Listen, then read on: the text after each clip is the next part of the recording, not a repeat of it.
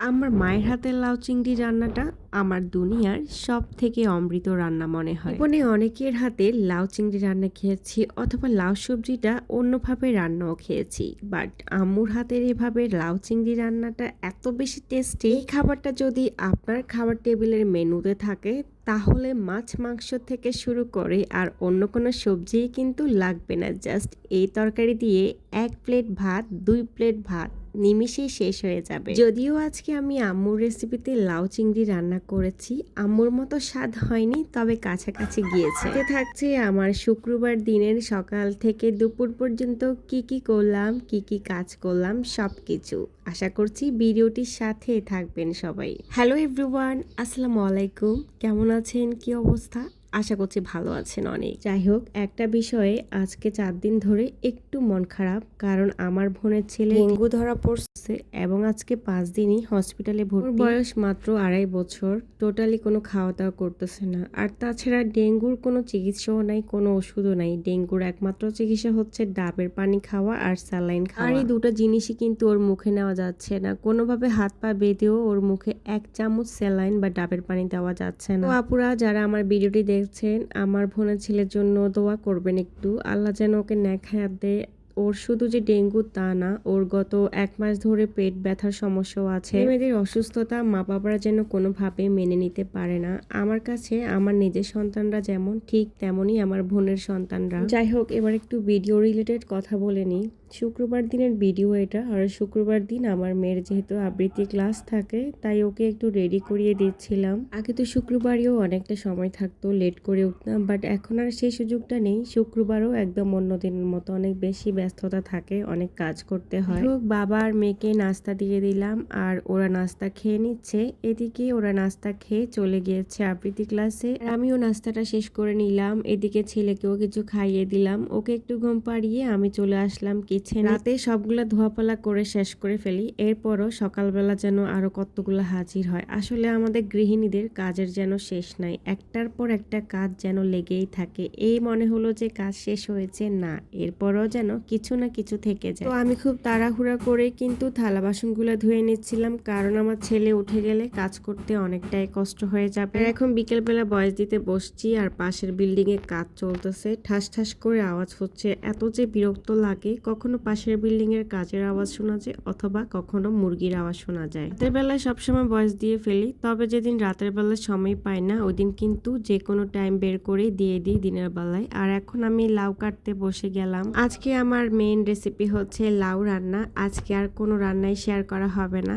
লাউ সবজি আমার খুবই পছন্দের একটা মাত্র সবজি, আমি অনেক বেশি পরিমাণে খেতে পারি। আদারওয়াইজ অন্য কোনো সবজি অত বেশি খাই না, তবে আমি সব সবজি খাই খুবই অল্প পরিমাণে। সব সবজি খেতে পছন্দ করি, তবে সেটা পরিমাণটা কম থাকে, বাট লাউ সবজিটা একটু বেশি পরিমাণে খেয়ে থাকি। আর এই লাউটা কিন্তু একদমই ফ্রেশ ছিল আর কচিও ছিল, খুব সুন্দর লাগছিল। লাউটা যখন কাটতেছিলাম একদম তরতাজা একটা লাউ ছিল, মনে হচ্ছে লাউটা মাত্রই গাছ থেকে ছিঁড়ে আনা হয়েছে। তবে ইন্টারেস্টিং ব্যাপার হচ্ছে আমার শাশুড়ি এই লাউ সবজিটা খেতে পছন্দ করে না। ওনার প্লেটে যখন লাউ সবজিটা দিই তখন উনি খেতে চায় না, আবার খুব কষ্ট করে খায়, না খেলে বা আমরা কি ভাববো, এই টাইপসের করে খায়। ওনার কেন জানি ভালো লাগে না। যাই হোক, যার যার খাবারের রুচি, খাবারের পছন্দ আলাদা রকম। সবার খাবার যে আমার খাবারের সাথে মিলে যাবে, আমার রুচির সাথে মিলবে, সেটা তো কোনো কথা না। এক একজনের এক একটা পছন্দ থাকতে পারে। তবে আমার জামাই কিন্তু খুবই পছন্দ করে লাউ খেতে, আর আমি তো করি। আম্মুর হাতের লাউ রেসিপিটা শিখে আমি সবসময় ওভাবেই রান্না করি। আগে আমি আমার মতো করে রান্না করতাম, বাট ওভাবে কেন জানি আমার ভালো লাগতো না, আমার আম্মুর হাতের গুলাই মজা লাগতো। তো এখন আমি সবসময় আম্মুর রেসিপিটাই ট্রাই করি। দিকে খেয়াল করেছেন, কথা বলতে বলতে লাউগুলা কিন্তু খুব সুন্দর করে কাটা হয়ে গেল। এতক্ষণ পাশের বাসার আওয়াজ ছিল আর সাথে ছিল মুরগির আওয়াজ, আর এখন আমার ছেলে ঘুম থেকে উঠে গেছে।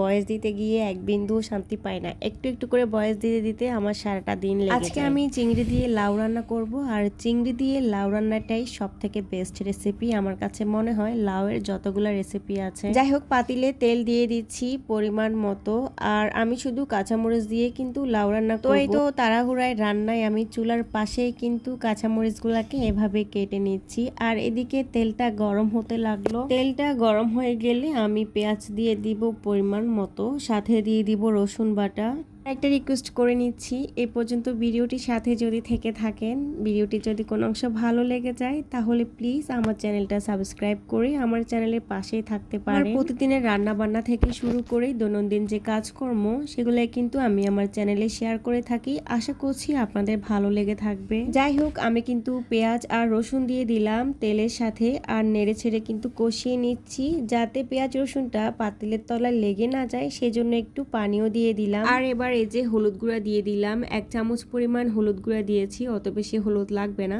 আর এখন প্রয়োজন মতো লবণটাও দিয়ে দিলাম। হলুদ লবণ দিয়ে পেঁয়াজ রসুনের সাথে আরেকটু নেড়ে ছেড়ে মিশিয়ে নিচ্ছি। এরপর কাঁচামরিচ দিয়ে দিলাম। লাউ সবজিটা কিন্তু একটু মিষ্টি টাইপসের হলে ভালো লাগে, ঝাল ঝাল লাউ কিন্তু খেতে ভালো লাগে না, তো এই জন্য কিন্তু আমি কাঁচামরিচটা কমই দিয়েছি। আপনারা চাইলে আরো বেশিও দিতে পারেন। এদিকে লাউয়ের যে আসল উপকরণ চিংড়ি সেটাও দিয়ে দিলাম। আমি কিন্তু বেশ কিছু পরিমাণ চিংড়ি দিয়েছি এখানে। আমাদের ফেনীর ভাষায় একটা কথা বলে, সেটা হচ্ছে ইসা দিয়ে হিসা রানলেও মজা হয়। আসলে সত্য, ইসা মানে হচ্ছে চিংড়ি মাছ, আর চিংড়ি মাছ দিয়ে যে কোনো সবজি রান্না করলে সম্ভব মজা লাগে। যাই হোক, লাউ দিয়ে দিলাম। লাউ দিয়ে এবার আমি ভালো করে মশলার সাথে নেড়ে চেড়ে মিশিয়ে নিচ্ছি। ঠিক এভাবেই আমার আম্মু লাউ রান্না করে। এই লাউ রান্নাতে দেখুন পেঁয়াজও কিন্তু খুবই কম পরিমাণ দিয়েছি, রসুনও কিন্তু খুব কম পরিমাণ দিয়েছি, অল্প সংখ্যক মরিচ দিয়েছি, আর হলুদ গুঁড়ো কিন্তু অল্পই দিয়েছি। যাই হোক, এই অল্প পরিমাণ দিয়ে কিন্তু লাউ রান্না করলে লাউয়ের টেস্টটা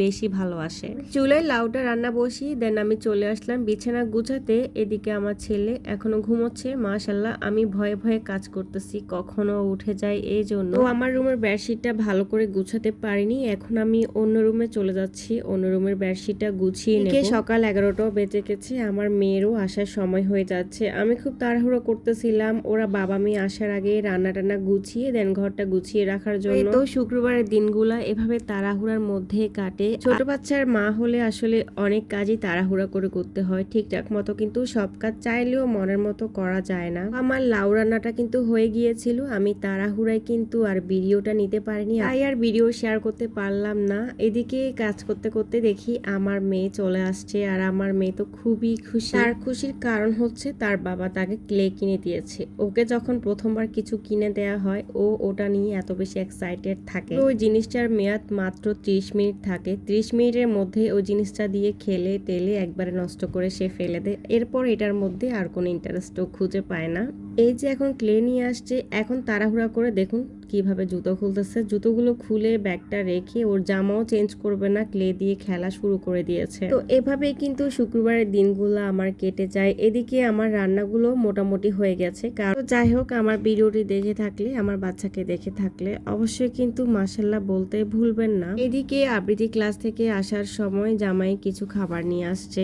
একটা নতুন খাবার বের হয়েছে, এটার নাম নাকি মাহালাবিয়া। এই মাহালাবিয়াটা আমরা বনফুলেরটা টেস্ট করছিলাম। বনফুলের মাহালাবিয়াটা একদমই মজা লাগে নাই আমার কাছে, তবে এই মাহালাবিয়াটা এটা ছিল কে বেকারির, আর কে বেকারিটা কিন্তু অনেক মজা ছিল। রান্না হয়েছিল 1 বয়াম চানাচুর। এই চানাচুরগুলো কিন্তু আমার খুবই পছন্দের। মাহালাবিয়ার টেস্টটা আমার কাছে একদম পায়েসের মতো লাগে, তবে পায়েসের মধ্যে ময়দা ব্যবহার করা হয় না, এটার মধ্যে মনে হয় একটু ময়দা ব্যবহার করা হয়, তবে খেতে ভালোই লাগছে আমার কাছে। আর দুপুরের দিকে একটু আনার কেটে নিচ্ছিলাম জামাইয়ের জন্য। আর আনার কাটতে আমার খুবই বিরক্ত লাগে, কারণ হাতের আঙ্গুলগুলা কালো হয়ে যায়। ছিল আমার শুক্রবার দিন সকাল থেকে একদম দুপুর পর্যন্তের ভিডিও।